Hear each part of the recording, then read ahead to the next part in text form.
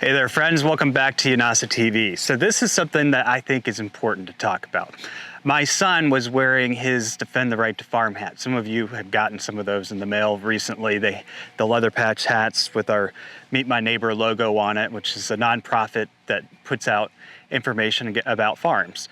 And somebody asked him, they said, do you have a problem with your farm? Is somebody trying to take your farm? Do we have to defend the right to farm? And they kind of chuckled like, that is the most ridiculous thing I've ever read or heard. And my son just kind of looked at him and goes, well, yeah, everybody's farm is in trouble. And it reminded me how a lot of people don't realize the situation that's actually going on out there. And if you bring it up to them, a lot of people think that you're just some kind of conspiracy theorist. But as I've pointed out on this channel numerous times, there's way too much of this activity going on for it not to be some sort of coordinated effort. And most of the time, that coordinated effort comes from a much larger organization, or it comes from a funder who is funding organizations and deliberately using their monetary ability to steer and manipulate society, okay? And we've seen that fairly recently. There were a lot of reports coming out against some of the protests that have been going on and explaining where the funding for that is coming from. And I think that in many ways there are much bigger projects being funded that you have to be aware of. So I found an example today that was heartbreaking. It's a 101-year-old dairy farm. I think it was Mulas Dairy in Sonoma County, California. They shut down after 101 years in operation. Now, Sonoma County used to have about 300 dairy farms, and now they're down to about 50. And in that consolidation, you have seen some farms grow in size. This particular farm is what I would consider a medium-sized dairy CAFO. It was about 700 to 800 cows. And generally what I've seen is, you know, when you get up into the thousands, I agree, it can be very difficult to manage those animals properly with the proper amount of care. But some of them, I mean, you can't throw them all in the one basket. I mean, some of these people raise these cows in an environment that's like the Taj Mahal because it makes better milk, it creates more milk. It's worth the investment to make the cows as comfortable as absolutely possible. But I've also seen some pretty horrible things going on at dairies. I have not ever heard of anything bad going on at this particular dairy. In their 101 years, they seem to have a very good reputation. But they got sued, and they got sued for water rights, or not water rights, but water pollution or something along those lines. They were accused of activities that were causing pollutants into water. Now, as we know, there's a lot of dialogue out there that says that farms, period, are causing environmental destruction, environmental damage, global warming. You want to name the list, there's a long list of these things. What I have come to know over my years of research, and I've spent a lot of years out in the field filming and visiting many farms, is that you will not find a more environmentally sound place than a farm. You're not going to find it in a city. But if you tell a city dweller that we're destroying the environment out here, and they don't see it, they don't experience it, then they're going to believe it. If you tell a city dweller about, you know, animal husbandry and how horrific it is on the animals, they haven't experienced a life. They have no idea what it's like to be a part of something from its beginning to its end and everything in between. I get a lot of comments on the channel that are like, oh, these psychos, they're raising these animals and then they're gonna kill them and eat them one day. Yes, I have a connection with my food. I have a connection with that primal part of our being that says that we take care of those that take care of us. And we build those relationships. It's perfectly natural. It's completely unnatural to have absolutely no connection to it. It's completely unnatural to think that it's better to eat something that was grown in a lab. But that's the society that we live in now. And a lot of it has to do with the narrative.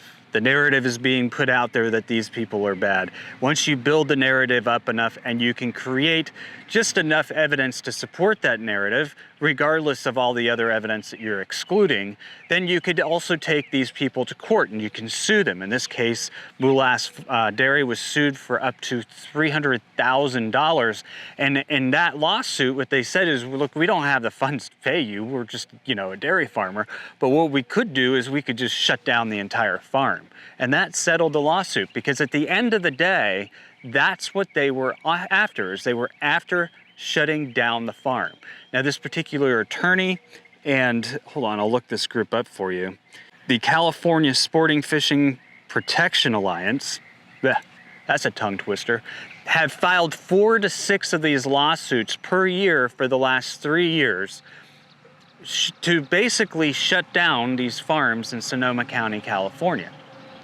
And I think this gets into a much bigger picture, a much bigger picture that's worthy of an entire video in and of itself. And I may save the details for that for a video.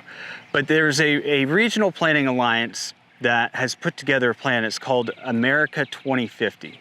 And what this plan does is it separates our country into several mega regions. Okay, so the Piedmont of North Carolina, which is where we are, is one of those mega regions, and it goes up into a little bit into Pennsylvania and Virginia. It goes all the way down into Georgia. It's the Piedmont region, and they determined that this is a good region for people to live. Now, the stupid thing about these mega regions is that they completely overlook the quality of farmland, because the Piedmont also has a substantial amount of farmland. My wife and I were recently out on one of the largest farm tours in the country, touring farms throughout the Piedmont. We went to an apple orchard, we went to a blueberry farm, we went to goat farms, we went to a bunch of different bison farms, all throughout the Piedmont region of North Carolina. But what they want to do is make that Piedmont region a mega center. So that means that they want to consolidate the human population into these mega centers, and then they want to connect them all by high-speed rail, so you can get from one mega center out to the other at high speeds. Look at, for example, Colorado. Colorado, there was a recent story about a farmer who had been leasing farmland because they can't afford to buy it anymore, and they can't afford to pay the taxes on it if they can buy it. So he's leasing farmland from an investment LLC that has farms in its name, as these typical land LLCs do.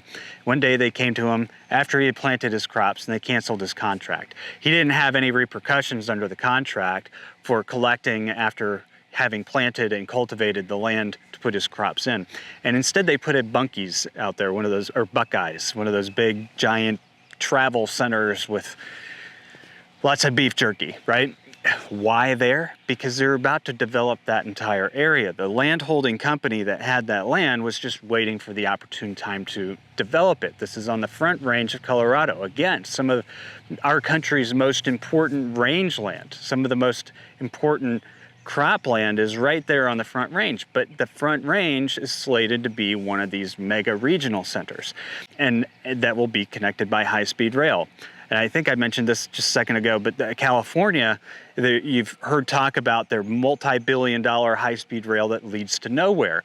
Well, there are sections in California that will eventually connect to sections in Oregon, and those will be connected by high-speed rail. Anything that's outside of these mega regions is slated to eventually become rewilded land, rewilded public lands. So you'll be able to see them on your high-speed rail going at up to 1,000 miles per hour across the country as you go and visit between your mega regional centers. All of this was planned for 2050. And if you do look into these areas, you will see a lot of funding, a lot of business moving to those areas. Here in the Piedmont, we have a lot of growth. We have a ton of businesses moving into the areas, and this has all been planned for decades. And so you have, every time a business wants to open up somewhere or move their headquarters, you have incentives that drive them into those regional hubs. Okay, so point is that anything outside of those hubs is going to be attacked. Anything that has a large land ownership position, such as a farm that's within those areas where they need to be able to split all of that land up to create high density housing opportunities, 5-minute cities, whatever it is you want to call them. They need to be able to disrupt those people. They don't want you outside of it, and they certainly don't want you owning a lot of land inside of it. Bottom line. And that's been a long-term goal that has become, in my opinion, more aggressive as we reach that 2050 timeline. So over the next 25 years, how aggressive will that become? I think it'll become very aggressive. I think that the people who are funding the NGOs that have put together these regional plans, because they're a nonprofit organization, are also funding these groups that are filing lawsuits against farmers and shutting them down and putting them out of business. And make no mistake, the whole plan was to put them out of business. 700-800 dairy cows is a lot of land that you can put out of business. And that's exactly what we're seeing here. So how do we counter this narrative? And I think that a lot of people stand up and they voice their concerns about controlled development, about pushing us into certain areas, about building these 5-minute cities, pushing people out. And there's a lot of that. But it's not enough to convince, the masses that this is what's going on, that there's this draconian plan going on behind the scenes. And in all, fairness, maybe their plans are with good intentions. They want to increase trade so that we can compete with China and some of these other countries that already have mega regions with high-speed rails and are already developing these things. They want to increase productivity in that way. So they're steering our economy in what they feel is a positive direction. They want to preserve more land for wildlife, and all of that sounds good and is great things. But the key point here is that they want that. They never asked you where you wanted it to be, and they never asked for your involvement because they're not elected officials. And the people that can steer all these different groups, that can pull all of this together, have so much money and influence, it really doesn't matter. I mean, they control our own Congress, they control our own Senate. Look at campaign donations, campaign financing. Where is all that money coming from? Why is it going to the certain people that it's going to? Why are the American people so divided against each other? All of these questions are questions I ask myself every single day. And what I constantly find myself coming back to is that it's them. A recent report came out on the protests on college campuses, and they did a money trail trace because it was pretty obvious at this point in time that somebody was funding an organized protesting campaign that was disrupting college campuses, keeping kids from being able to graduate, move on, get a degree, something they have worked their entire lives for, was all being disrupted by these groups. And they were able to trace those sources of funds. They were able to figure out who was behind those funds. And it's been published all over the news, but people just don't care. People don't care because, what these people were protesting is a little bit controversial. And it's very easy to kind of throw out there, well, it's a conspiracy theory. So do you want to believe it? And all a conspiracy theory is a theory of conspirators. It's, and most of the time the theory part drops off once it's proven. And then it's just a conspiracy. But this stuff actually is happening. And so something that I have felt is important is educating the public, helping them understand, okay, this is what's going on. And here's what a farm is really like, okay? This is what our land stewards are doing while also raising food and feeding you. And these are good things. This is what animal husbandry actually is. This is how people take care of their animals. This is how they care and they feel about their animals. And so that's one of the things that I love about our nonprofit, the Defend the Right to Farm logo hats that you guys have, is that we are out there telling the story, helping people connect the dots and see that this is what agriculture is about. This is what an agrarian society is all about. And while some of you may be thinking agrarians are, primitive in their own way or whatever, old-fashioned, but the truth is that we have been an agrarian society since the beginning. And unless you want to end up eating lab-grown food that's been created by a handful of people with ingredients that they feel are good for your body, then you need to start looking back at some of that agrarian society, the importance of it with building communities, building foundations for kids, and that's what we want to promote and develop. So one of the reasons why we were out filming this Piedmont tour, and one of the reasons why I read this article and it just kind of sent me on a tangent, is because we're gearing up in our own minds to start another farm series through Meet My Neighbor Productions. All of these series, they cost a lot of money. We have to go out, we film, we have to often bring in outside videographers. It's not anything that people can profit off of, because the amount of income that those receive off of ad revenue versus the cost of creating that informational content is absurd. So we created this nonprofit to be able to fund it. And I would encourage you guys today to donate to this nonprofit so we can get the next farm series going, because the more information we put out there, the more information and the more people we can help see the truth about these things. And that's how you combat it. It's a campaign that's been being run against us for decades now. We've seen NGOs, nonprofit organizations being formed, funded, and developed specifically for the purpose of putting out this negative narrative that is 75% false. I mean, I'm not going to say it's all false. There are some bad things that go on in every industry, everywhere, right? But for the most part, what they're doing is they're manipulating the narrative so that people are okay with this. And what we want to do is go out there, whether we're a small voice now and we can grow it to a big voice, but our goal is to go out there and help educate people, educate society, help people understand more about how all of this works, and also encourage those farmers who aren't doing things the correct way to maybe see that there's another way of doing it that can be supportive, that society, people like you and I, will get behind and say, you know what, we can support this. And so that's the goal of what we do.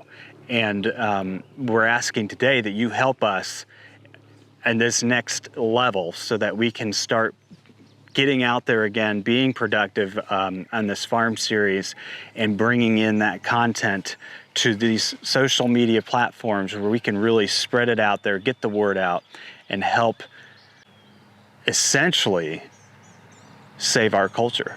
Because it is threatened, it is under attack. There are reasons for it. And for those of you who don't believe that, open your eyes, take a look around. We absolutely need to defend the right to farm.